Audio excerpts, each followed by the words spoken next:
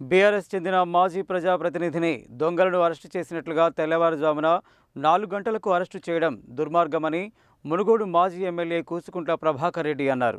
కాంగ్రెస్ నాయకుల కక్ష సాధింపు రాజకీయాలకు పాల్పడుతున్నారని విమర్శించారు.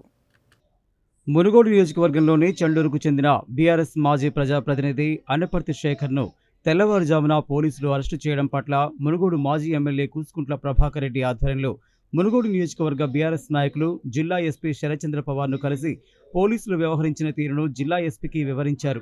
అనంతరం ఆయన మీడియాతో మాట్లాడుతూ బీఆర్ఎస్ మాజీ ప్రజాప్రతినిధి అనపర్తి శేఖర్ను అరెస్టు చేయడాన్ని తీవ్రంగా ఖండించారు. పోలీస్ వ్యవస్థ ద్వారా మునుగోడు ఎమ్మెల్యే కక్ష సాధింపు రాజకీయాలు చేస్తున్నాడని, ప్రభుత్వ వైఫల్యాలను ఎండగట్టే వారి గొంతు నొక్కడానికి ప్రయత్నాలు చేస్తున్నాడని ఆరోపించారు. కక్ష సాధింపు రాజకీయాలకు పాల్పడాల్సి వస్తే ఎమ్మెల్యేతో పాటు కాంగ్రెస్ ప్రభుత్వం కూడా మూల్యం చెల్లించుకోవాల్సి వస్తుందని హెచ్చరించారు. నియోజకవర్గ అభివృద్ధిపై స్థానిక ఎమ్మెల్యే దృష్టి సారించకుండా విపక్షాల గొంతు నొక్కడమే పనిగా పెట్టుకున్నారని అన్నారు. మంత్రి పదవి రాలేదనే ఫ్రస్ట్రేషన్లో ప్రజల్ని ఇబ్బందులకు గురి చేస్తున్నారని అన్నారు.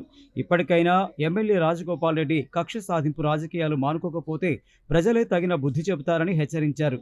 అక్రమంగా అరెస్టు చేసిన అన్నపర్తి శేఖర్ను తక్షణమే విడుదల చేయాలని డిమాండ్ చేశారు.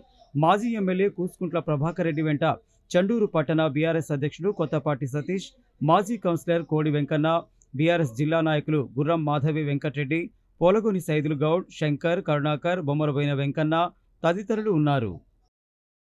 తను వ్యక్తిగతంగా కక్ష సాధింపు చర్యలకు ముందుకెళ్తా ఉన్నాడు.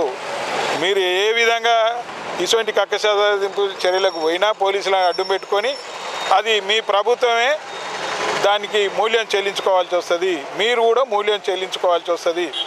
ఆ ప్రాంతాభివృద్ధి గురించి ఆలోచించవా అంటే ఇలా వ్యక్తిగతంగా కక్షలు తీర్చుకోవడానికి ప్రయత్నం చేస్తూ ఉన్నావు.